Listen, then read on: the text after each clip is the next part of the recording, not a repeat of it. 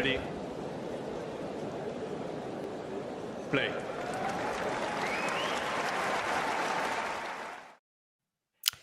Good afternoon, good evening, everybody, or good morning, depending on where in the world you are. We've got Damien, who I believe is 1 hour ahead of me in Germany. It must be 7 p.m. where you are, Damien, or are you the same time It's zone? actually, same time zone, 6 p.m. There you go. Damien's already shaking his head. As soon as I said he's 1 hour ahead, he's shaking his head. Well, we're going to do plenty of shaking and nodding and agreeing and disagreeing over the next sort of 20 minutes or so as we discuss, along with Mario. How are you doing, Mario, by the way? Everything's okay. Thank you. Are you excited? Are you nervous? Are you scared about some of the things I'm going to be putting your way, Mario? No, I'm looking forward. I'm curious to know who the players are. Good. Yes, we've got a few players lined up. As I say, this is a fairly short episode. To just let everybody know, we're going to be discussing whether 2022 could be described as a good year or a bad year, a successful one or an unsuccessful one, positive, negative, etc. Listen, you can interpret the question any way you want. I just want to hear it. I'll give you an example. If somebody was 150 in the rankings a year ago and now they are 25, probably they've had a good year. Equally, if they've gone the other way, they've probably had a bad year. But it's kind of also about expectations. Perhaps for Rafa Nadal or Novak Djokovic, if we think about 2023, if neither of them win a slam, that would probably be a bad year for them. And yet, if it's Hubie Hurkacz winning a Masters and getting to a slam final, I think we could probably put that in a positive year for him. So that's kind of where we're at. Good year, bad year. And I'm going to be just almost randomly just saying, Mario, give me 60 seconds. Good year, bad year, on, boom. And I'll do the same for Damien. You'll both get 60 seconds more or less. I need to get my phone at the ready. So that way I am all set. And you'll get 60 seconds. If you go 5 seconds over, that's okay. But if you go 10 seconds over, I will stop you. Also, if you speak for just 45 seconds, because you're very succinct, that is okay. You will both get each player. Okay. And I can tell you we've got 7 players today. Also, feel free to let us know in the live chat whether you agree, good year, bad year, on the following players. So, do you have any final questions, Mario? No, I have no questions. Damien? Yeah, let's start. Excited All right. for it. I would say let's start, but I just need to get something very quickly ready before we do so. Okay, so the first player in good year, bad year to be mentioned or to be asked, and it'll be for you, Mario, first, is Fabio Fognini. Go, 60 seconds. In my opinion, it's been quite a bad year for him because he hasn't been able to find some consistency, at least in singles. Throughout this season, he had some physical issues. He's definitely probably getting older now, and even if I have to say that he's done quite good things in doubles, reaching almost the ATP finals, and I would say that it's been quite a bad year for him because I know how good he can play. He can play tennis, probably not anymore so good like in the past, but I think he can do better than this. Very good, Mario. And I'm just going to give a little clue for Damien as well on this. He has slipped from 37 to 56 in the rankings over the last month. Damien, 60 seconds, Fabio Fognini. Yeah, not taking doubles into consideration, I think it's been a pretty terrible year for Fognini. Like, you can't really remember any, there weren't any memorable runs. He probably made an ATP Tour semi or something. I think he played Alcaraz in one early in the year. But other than that, there was pretty much nothing. No big wins. I think he's even at sub 50% win rate for the year. especially towards the end of the season. He had a couple of performances where the motivation aspect, the focus, which he usually struggles with, was just terrible. I'm thinking of the retirement to Ginard. I'm thinking of Vukic in Sofia or whatever it was. I just think this was a real sleep up. He fell a lot in the rankings. Well, maybe not so much, 20 spots, but it doesn't seem like he's actually going to ascend the rankings anymore. Like it feels like this is a beginning of a decline, and I would definitely say bad. Yes, I would agree with all of that. And yeah, I think the rankings tell a story. And I guess because of his age, 35, maybe motivation sometimes has been an issue, and you would think that'll only get worse. But Fabio, if you are watching, and I'm sure you are, you can clip this and use it as motivation to go and win that Australian Open. Okay, next player In on our doubles, list. in doubles. Yeah, maybe in You doubles. already yeah. did it. Yeah, Yeah, that's true. That's 2015, true, right? Mario. Thank you for that. Yeah. Yeah. All right, next player, and we'll begin this time with you, Damien. The next player on our list is a guy who went from, 59 in the rankings a year ago. He's now world number 23, so he's more than halved his ranking, suggesting something. But I'll let Damien fill in the gaps for the first 60 seconds. The guy we're going to be talking about is Lorenzo Musetti. Damien, go. Mhm.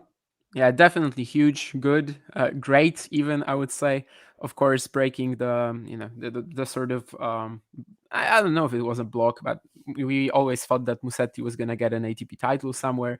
He wasn't really close to doing it most of the time, and then he gets Hamburg, then he gets Naples. He improves so much on other surfaces than clay. Even at the beginning of the year, he had that Rotterdam run, and then later, of course, at the end of it, he was brilliant in Paris. He was brilliant in Naples, as I mentioned. So, I think this was a huge step forward. Finally realizing that talent. I mean, finally, he's 20. So, what am I even talking about? But there was a bit of there was a bit of stagnation, definitely, in Musetti's career, and this year fixed all of that. Even he still played like the next gen finals, but he already felt like he sort of outgrown that event. And that's just another way of another way to draw a conclusion that this was definitely a good year for Musetti, and I wouldn't really stop at good. I think good is an understatement in this case. Mario, 60 seconds, go. I think he had a very good season, especially from April till now, because in April I remember he was like 78, 80 in the rankings, so he improved a lot ranking wise, and I would say even with his forehand. He has improved a lot, and winning 2 ATP titles, beating Carlos Alcaraz and Matteo Berrettini. Probably last year, I wouldn't have trusted to this story. Then he had a win over Casper Ruud. We have said in Turin what he did, and I say that he's ready to break in the top 20 next year, and I think that he definitely had a very good year, and no more to say because it's clear for me. No negative things to say about him. Nice one, Mario. I think we'd all be in agreement with that it has been an excellent year. The titles and the improvement in ranking are that. But it's also interesting, Mario, suggesting that maybe Musetti will break that top 20. Of course, he's only 3 spots away right now. Okay, next player on our list. Good year, bad year. Let's begin with Damien again, which makes Mario's job of going second a little bit harder, but I will mix it up. So, Damien, you're going to go first on our next player, and it's our first WTA player, and it is Martina Trevisan. Every time. Okay, this is a pretty hilarious example, I have to say. Go, Damien, go. Honestly, I think I have to say good. I mean, even though it's like just 2 runs or basically just 3 good weeks, and that's Rabat. I think it was her first WTA Tour title, and then the quarters at the French, of course, the semis at the French. Otherwise, she was mostly like losing first rounds in WTA events. So, as far as you could probably argue that it wasn't that great, because for most of the year she was a seed in WTA events and losing first round, losing to players ranked so much lower than her. But still, making a slam semi, I think, is huge enough. And also that first WTA Tour title, she basically peaked for like 3 weeks this year. And I think that's still enough for us to think of this as her best season up to date, and a good season in the video that we're doing. Yeah, right. And of course, her ranking would suggest so. I mean, that semi-final, I'm sure, is basically the reason why she's shot up Yeah. so much. Mario, good year, bad year. Trevisan, go. Yeah, I think that overall it's been a good year because she showed that at least on clay she can be a very dangerous player. We tend to forget that Martina in 2020 reached the quarterfinals at French Open, and she backed that result, reaching semis this year. So I think that she proved, at least on this surface, on slower courts, on clay, that she deserved that ranking. And yeah, I think that I personally know a lot about her career, her story. So I would say that it's been a good year for her. Probably I'd like to see her a little bit more competitive on fast courts. But yeah, that's okay. I think that having reached the Roland Garros semifinals and her first WTA title, that's a great result. Great. Thank you very much. We are coming to our first player who a year ago was in the top 10, but is no longer in the top 10. So whether that will shape our opinion, I don't know. But I'm going to bring you in first, Mario. This guy on the ATP, as I suggested with saying this guy, is Matteo Berrettini. Good year, bad year? Bad year from Berrettini. A lot of injuries, yeah. That must be said. But I think that he struggled a bit, even when fully fit against very top guys. I can't remember a very good win against a very high ranked player. Yeah, but he won an ATP 500 titles on grass. He's been unlucky in Wimbledon, I have to say that, because definitely was like the third or fourth contender. But overall, I can't judge his 2022 as good, to be honest. Damien, go. 60 seconds. Yeah, I want to sort of just say mediocre. I would be leaning more towards good than bad, because when we actually saw him on the court, he was still pretty excellent. He's shown that, especially in best of 5 play, he's always a force, which again makes it such a shame that he wasn't able to compete at Wimbledon. To me, he was the second favorite coming into that event. Even having just won 9 grass matches in a row, having. I think he was also returning from injury, and then just killed the grass season, and of course terribly unlucky to get COVID there. I think just whenever we saw him, he was actually good enough. I think I haven't checked that, but I think his win rate for the year would be something excellent. He just wasn't able to play much because of getting injured a few times. But I agree that there hasn't really been any like statement wins. Of course, he beat Alcaraz at the Australian Open, but that was still Alcaraz ranked like wherever Carlos was at the beginning of the year, probably 30-ish, 30-something. Mm-hmm. I think it was like the 20-something seed. So perhaps there hasn't been any statement wins, but I think whenever he was able to take the court, he was actually pretty good. So I'm leaning more towards good, but it's not a very clear answer for me.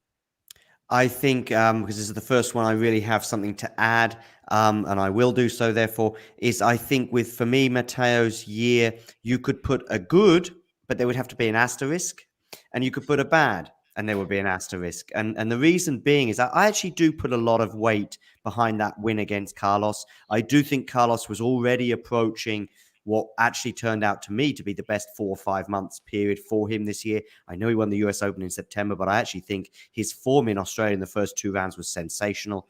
And it was 5 sets and it was tight. And I think it was a good win. But you could also, the asterisk on the bad or the way of bad is the backhand.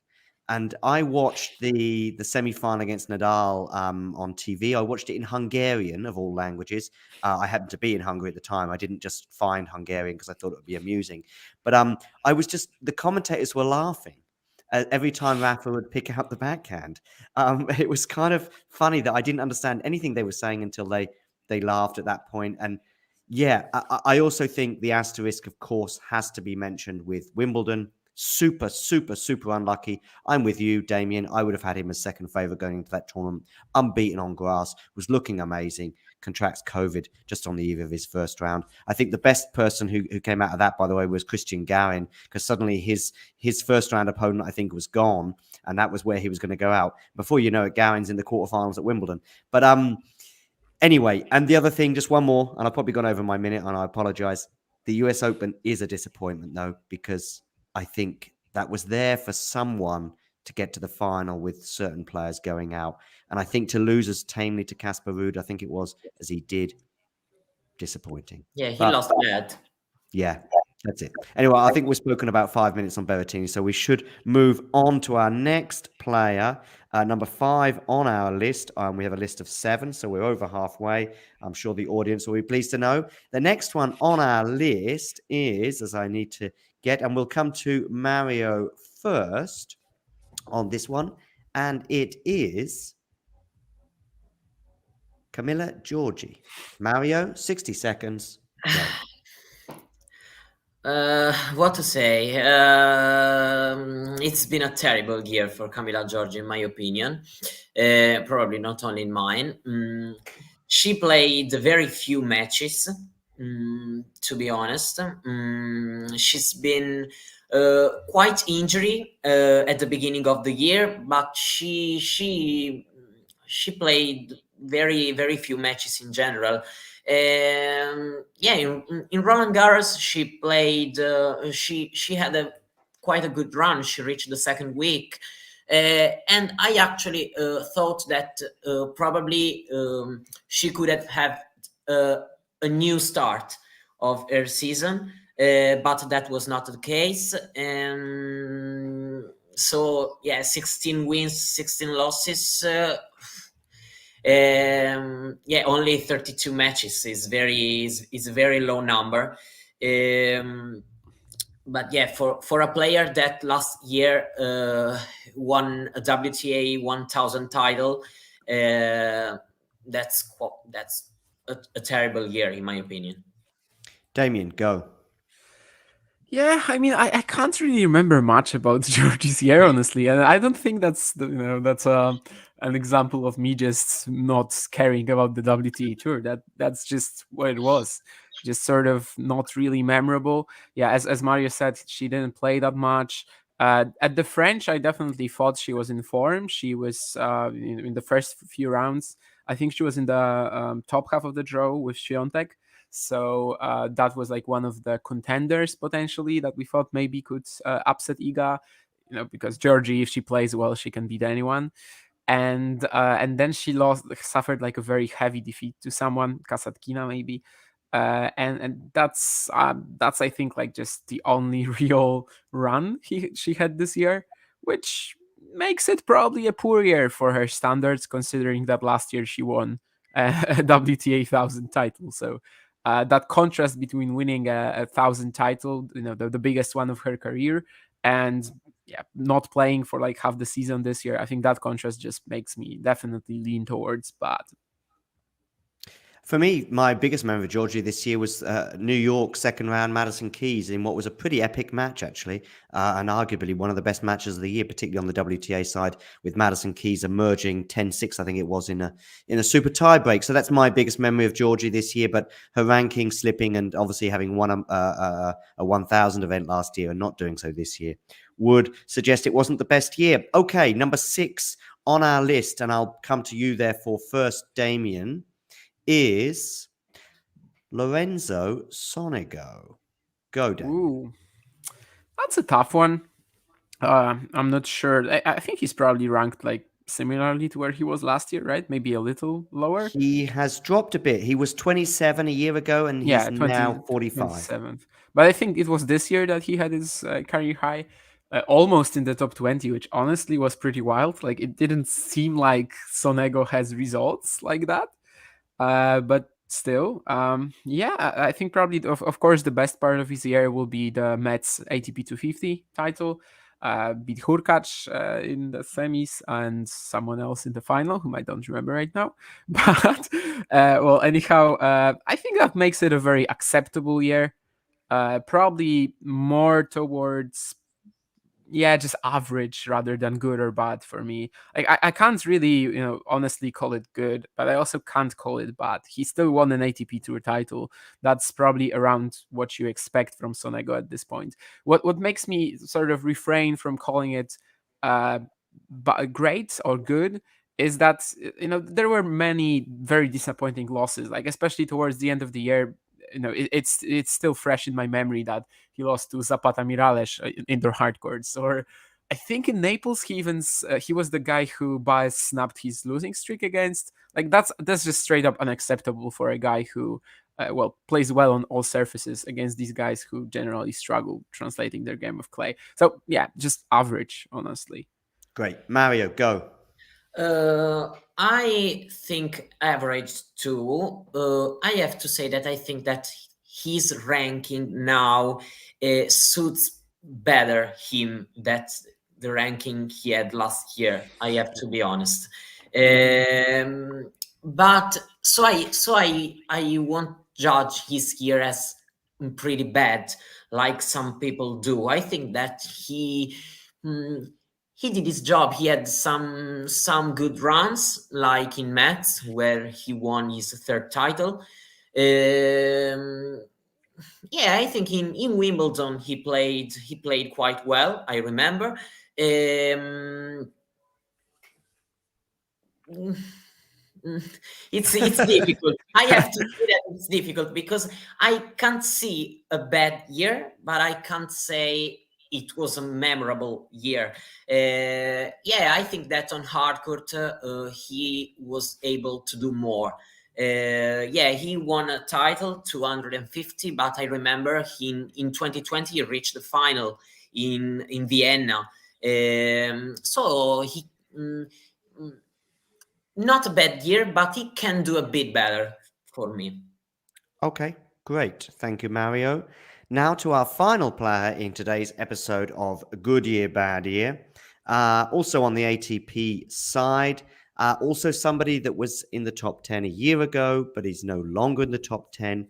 But I think, let's see what you've got to say. Mario, let's go with you first. Give me 60 seconds, Good Year, Bad Year, on Jannik Sinner. I think that I can't say that it's been a very bad year. Probably expectations were a little bit higher, but he struggled a bit physically, and probably he's working hard in this off season. But he had 47 wins. He is quite a high number, and he reached the quarterfinals at 3 Grand Slams. He did the second week in every slam. He has been unlucky in Roland Garros, where he was dominating against Rublev. Then he injured his knee, but he showed a very good improvement on grass, because he had not won a single match on grass in his career, and he's been 2-0 against Novak in Wimbledon quarterfinals after beating Alcaraz. That epic match in the US Open. So yeah, I think that overall it's been a good year, but with an asterisk, because I expect him to do better, even better in 2023. So for now, it's quite enough, but I want to see some improvements next season. Agree, Mario. I've got nothing to add in my opinion. So Damien, 60 seconds. Jannik Sinner's 2022. Yeah, if someone was expecting him to win Grand Slam titles this year, then the answer is probably bad. I was not, so I'm leaning more towards good, but it's complicated because of all the health issues, right? Whenever he was actually on the court, he was generally doing well. I think just twice he didn't win a match in an event he played. He was generally winning against lower ranked players very consistently, but you could definitely argue that he was a bit more of a regular quarterfinalist than actually contending for titles, with some exceptions. Of course, he won Umag. But that's probably slightly disappointing considering where the expectations of the general public are towards him and where his expectations definitely are. I'm far from thinking that he was very close to winning 2 Slam titles, because I think there's still there's still a big jump between having a match point in the US Open quarterfinals against Alcaraz and actually winning the title later against Tiafoe and Ruud. But these two events, I think, Wimbledon and US Open, because of the reasons which Mario said, that before on grass he only had some qualifying wins, and that suddenly goes and plays so well at Wimbledon. I think these two events really saved it for me, and I'm leaning more towards good, but it also cannot be a clear answer. I think I agree with everything you've said. I think generally okay.